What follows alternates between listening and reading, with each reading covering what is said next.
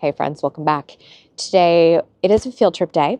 I am getting ready for my huge summer seasonal color push. This means this is my largest month of the entire year and I need to be laser focused, inspiration, planning mode, all the things. So before we get into that today, I do want to do a little note here. I was able to ship off a bunch of dahlias this past weekend to the winners. I still have 5 of you who have not yet reached out to me via email. At the very end of this video, I'm going to drop my email address and please hit me up and let me know where I can send your dahlia onto the shopping trip today. Essentially, what I'm preparing for is I am preparing to submit my initial order for the seasonal color season. What this means is this is like my big stock up. This is where I establish the color stories that I'm bringing to gardens throughout our region.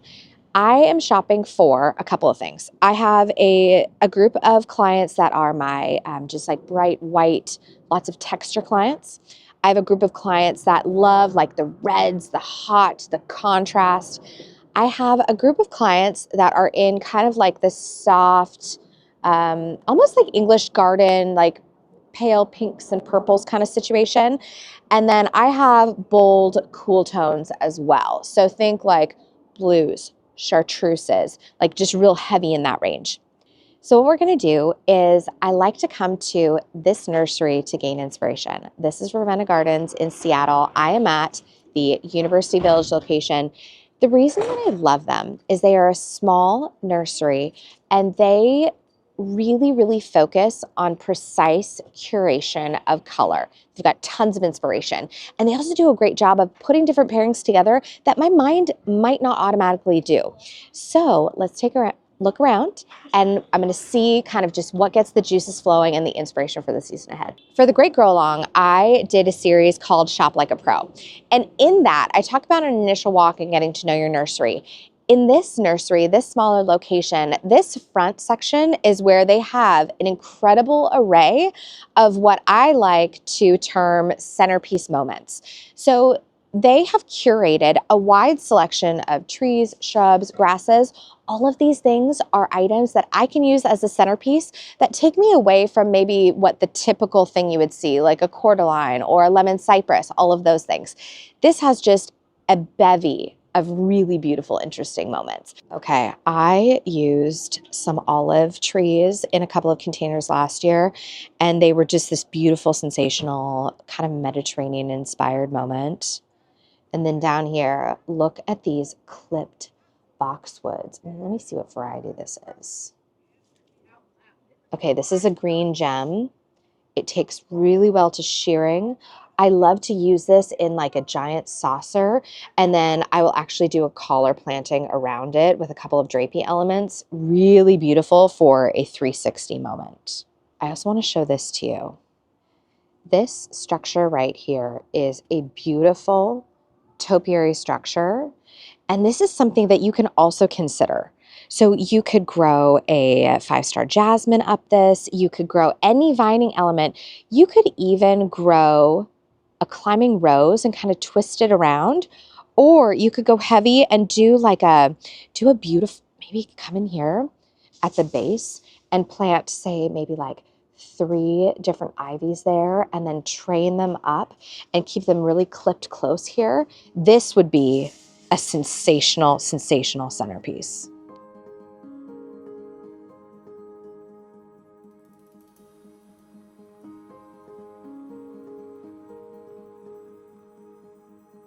Okay, this is my favorite side. This is the west side of Ravenna Gardens, and this is where I really dive in and start to play. And what I really love here, check this out. Oh, I've got a couple sun flares coming in there, but what you can see,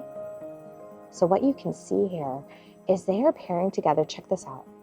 Look at these beautiful marigolds next to the orange pansy. And then look at this too. Let me actually bring this over.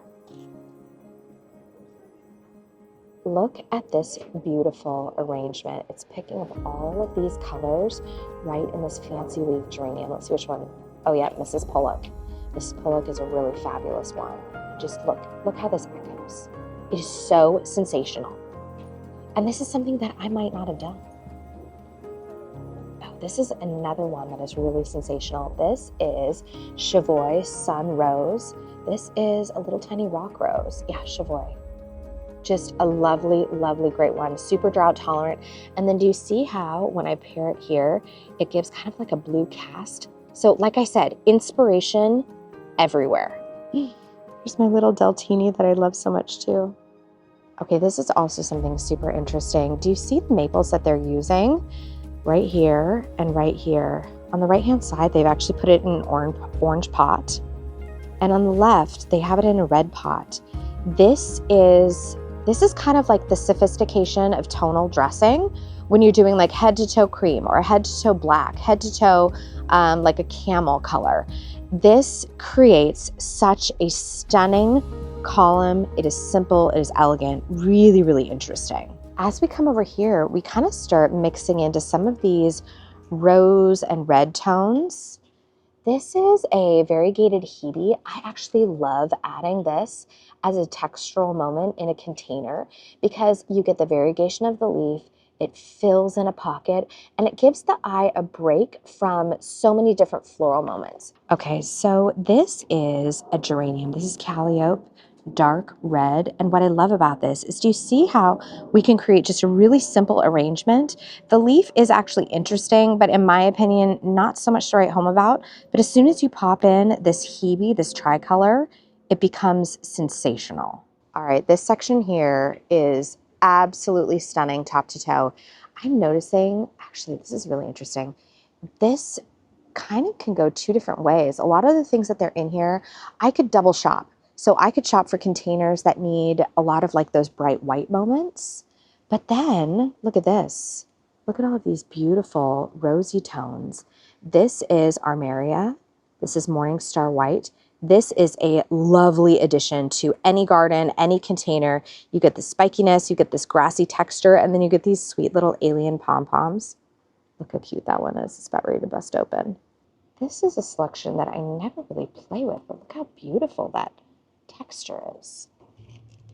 This is another TriStar. And here's the scoop. This is such a heavy hitter in my arsenal.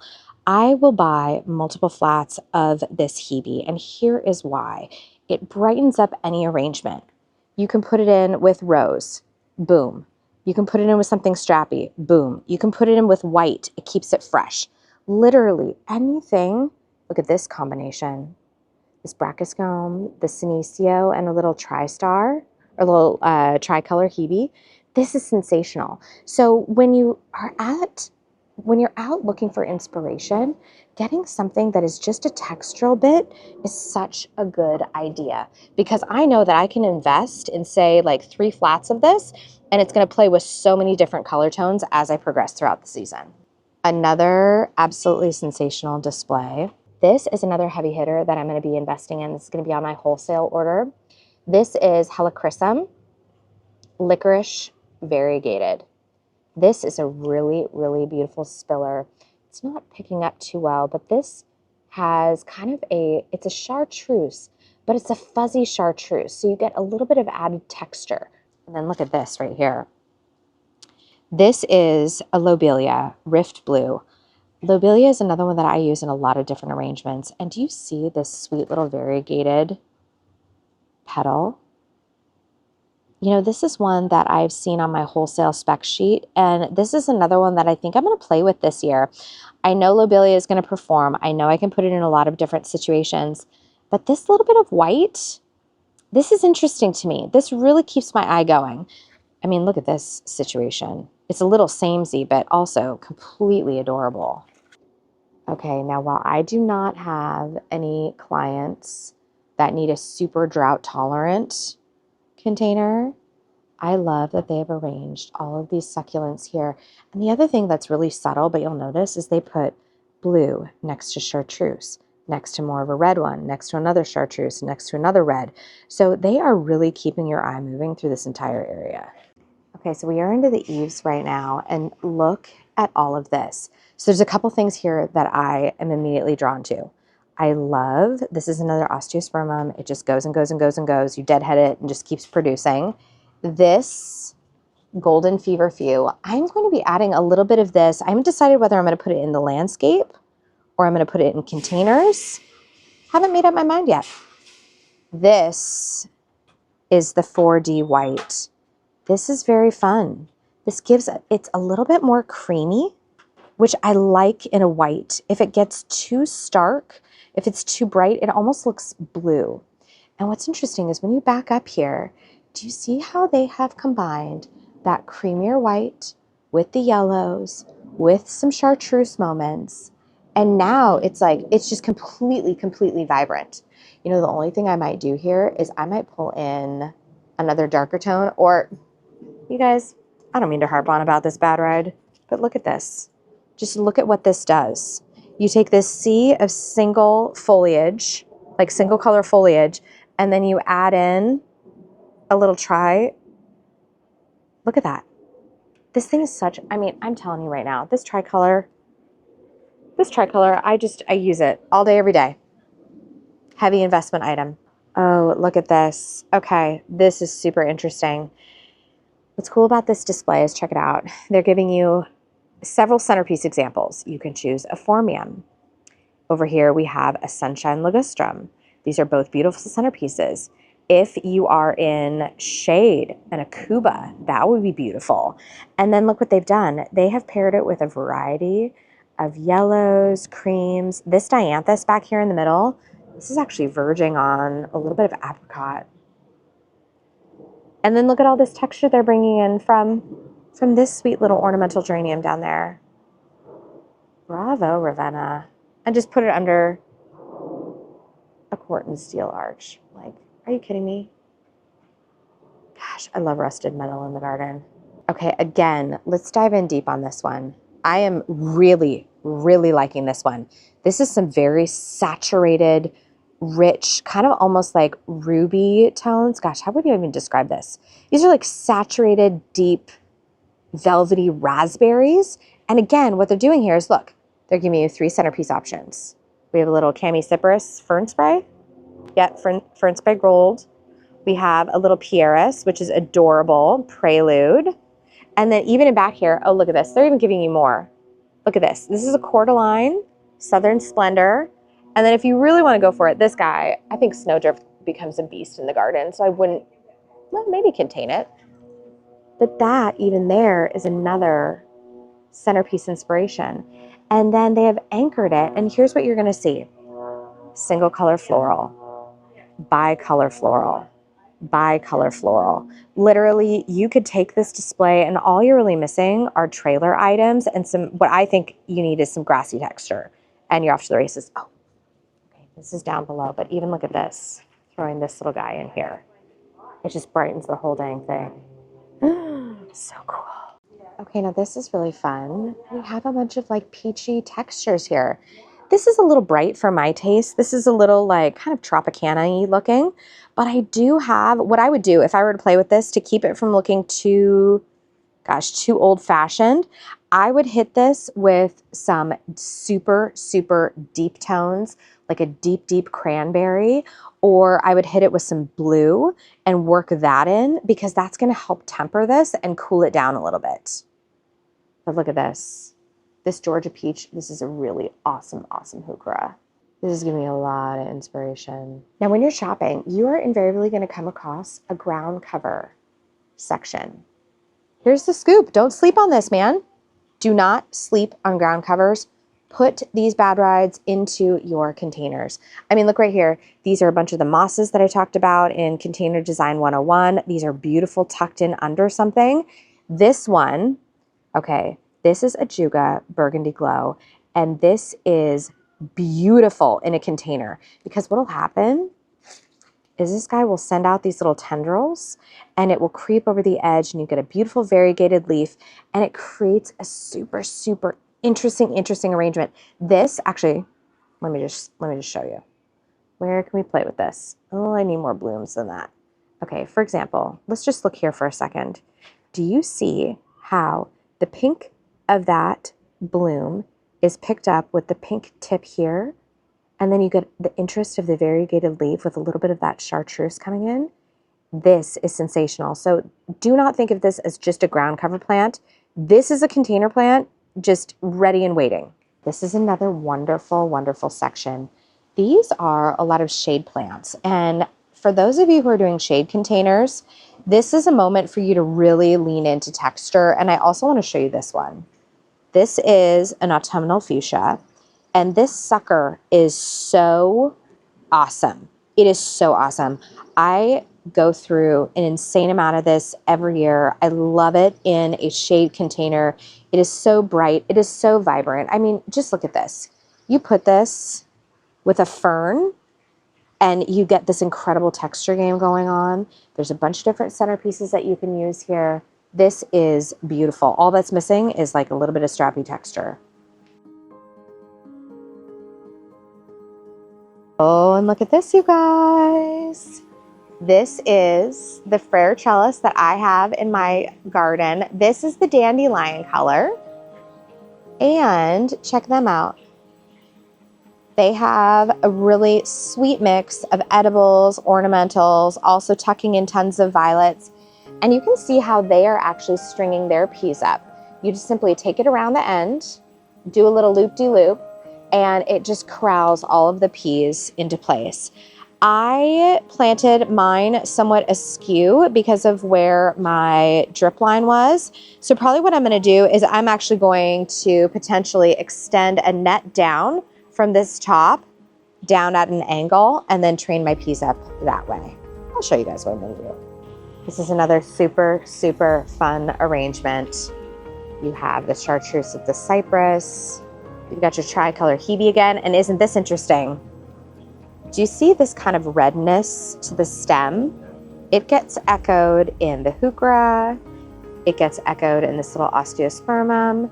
You could put in a red geranium in here. You could put in some calibrachoa cascading out the front. I mean, there are literally 800 ways that you could slice this. I love that they've included a little bit of this euphorbia. I don't recommend this if you have small children, just because its sap can be very poisonous. Has a lot of like contact dermatitis essentially, but check that out. And then look at this. You could even add in, look at this back layer. Look at this. And now you have this incredible, incredible red and deep burgundy color story, but it still looks chipper. This is fantastic.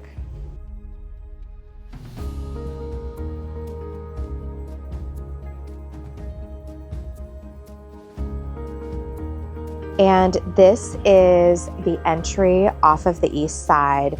And Ravenna Gardens also pulls together their own container arrangements. And what I love is the little bowls that they do. These are such fun little hostess gifts instead of bringing flowers. And look at this. This is just a few little 4-inch pots. And they added some pussy willow for some texture. Here's another one that's probably just 4 inches.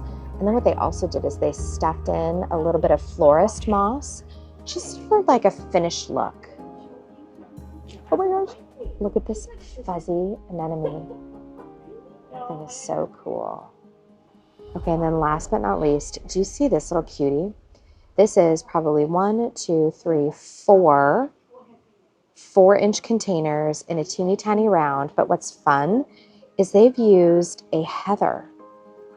And this is probably, if I had to guess, this is spring cream because it gets these sweet little tips on it. But because of the scale of this teeny tiny container, they can essentially use a heather as a centerpiece. So again, great scale here. How adorable would this be in my garden? Oh my gosh, so stinking cute.